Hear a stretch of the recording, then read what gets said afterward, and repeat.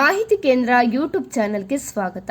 ನೀವು ಬ್ಯಾಂಕ್ನಲ್ಲಿ ಏನಾದರೂ ಪ್ರಮುಖ ಕೆಲಸಗಳನ್ನು ಮಾಡುವುದಂತ ಇದ್ರೆ ಮುಂದಿನ ವಾರದ ರಜಾದಿನಗಳ ಪಟ್ಟಿಯನ್ನೊಮ್ಮೆ ಗಮನಿಸಿಕೊಳ್ಳಿ.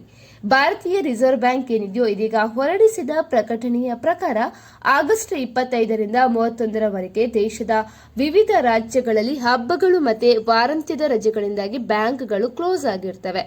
ಈ ರಜಾದಿನಗಳು ರಾಜ್ಯದಿಂದ ರಾಜ್ಯಕ್ಕೆ ಬದಲಾಗಲಿದ್ದು, ಆದ್ದರಿಂದ ನಿಮ್ಮ ಬ್ಯಾಂಕ್ ಶಾಖೆಯ ಬಗ್ಗೆ ಖಚಿತಪಡಿಸಿಕೊಳ್ಳುವುದು ಬಹಳ ಮುಖ್ಯ. ಹಾಗಾದ್ರೆ ಯಾವೆಲ್ಲ ದಿನ ರಜೆ ಇದೆ, ಯಾವ ರಾಜ್ಯದಲ್ಲಿ ಆ ದಿನ ಎಲ್ಲ ರಜೆ ಇರುತ್ತೆ ಎನ್ನುವುದನ್ನು ತಿಳಿಯಲು ಈ ವಿಡಿಯೋವನ್ನ ಕಂಪ್ಲೀಟ್ ಆಗಿ ನೋಡಿ. ಅದೇ ರೀತಿ ಈ ವಿಡಿಯೋಗೊಂದು ಲೈಕ್ ಮಾಡಿ, ಅದೇ ರೀತಿ ಏನೇ ಡೌಟ್ ಇದ್ರೂ ಕಮೆಂಟ್ ಕೂಡ ಮಾಡಬಹುದು. ಆಗಸ್ಟ್ 25 ಅಂದ್ರೆ ಸೋಮವಾರ ಶ್ರೀಮಂತ ಶಂಕರ ದೇವರ ತಿರುಭವ ತಿಥಿಯ ನಿಮಿತ್ತ ಅಸ್ಸಾಂನಲ್ಲಿ ಬ್ಯಾಂಕ್ಗಳು ಬಂದ್ ಆಗಿರ್ತವೆ. ಸೊ ಆ ದಿನ ಯಾವುದೇ ರೀತಿಯ ಬ್ಯಾಂಕ್ ಕೆಲಸಗಳು ಮಾಡೋಕೆ ಸಾಧ್ಯ ಆಗೋದಿಲ್ಲ.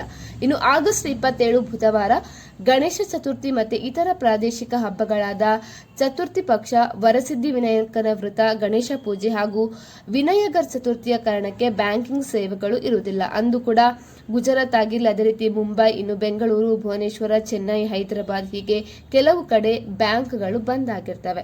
ಇನ್ನು ಆಗಸ್ಟ್ 28 ಗುರುವಾರ ಗಣೇಶ ಚತುರ್ಥಿಯ 2ನೇ ದಿನ ಮತ್ತು ನುವೈಕೆ ಹಬ್ಬದ ಕಾರಣದಿಂದ ಭುವನೇಶ್ವರ ಮತ್ತೆ ಪಣಜಿಯಲ್ಲಿ ಬ್ಯಾಂಕ್ಗಳು ಬಂದ್ ಆಗಿರ್ತವೆ. ಇನ್ನು ಆಗಸ್ಟ್ 31 ಅಂದ್ರೆ ಭಾನುವಾರ, ಇದು ವಾರದ ರಜೆಯಾದ ಕಾರಣ ದೇಶದಾದ್ಯಂತ ಎಲ್ಲಾ ಬ್ಯಾಂಕ್ಗಳು ಕ್ಲೋಸ್ ಆಗಿರ್ತವೆ. ಸೊ ಹಣಕಾಸು ವಹಿವಾಟಿಗೆ ಹಾಗಾದ್ರೆ ಏನ್ ಮಾಡಬೇಕು? ಬ್ಯಾಂಕ್ ಶಾಖೆಗಳು ಮುಚ್ಚಿದ್ರೂ ಕೂಡ ಗ್ರಾಹಕರು ಡಿಜಿಟಲ್ ಸೇವೆಗಳನ್ನು ಬಳಸಬಹುದು. ಆನ್ಲೈನ್ ಬ್ಯಾಂಕಿಂಗ್, ಮೊಬೈಲ್ ಬ್ಯಾಂಕಿಂಗ್, ಇನ್ನು UPI ಮತ್ತೆ ATM ಸೇವೆಗಳು ಈ ದಿನದಲ್ಲಿ ಲಭ್ಯವಿರ್ತವೆ. ಆದರೆ ಚೆಕ್ ಕ್ಲಿಯರಿಂಗ್ ಅಥವಾ ಶಾಖೆಗೆ ಭೇಟಿ ನೀಡಿ ಮಾಡಬೇಕಾದಂತಹ ಇತರ ಸೇವೆಗಳು ಈ ದಿನದಲ್ಲಿ ಇರುವುದಿಲ್ಲ.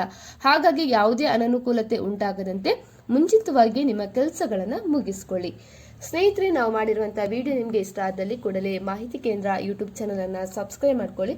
ಇನ್ನಷ್ಟು ಮಾಹಿತಿಗಾಗಿ ವಿಡಿಯೋವನ್ನು ಲೈಕ್ ಮಾಡಿ, ಶೇರ್ ಮಾಡಿ, ಅದೇ ರೀತಿ ಏನೇ ಡೌಟ್ ಇದ್ರೂ ಕಮೆಂಟ್ ಮಾಡಿ.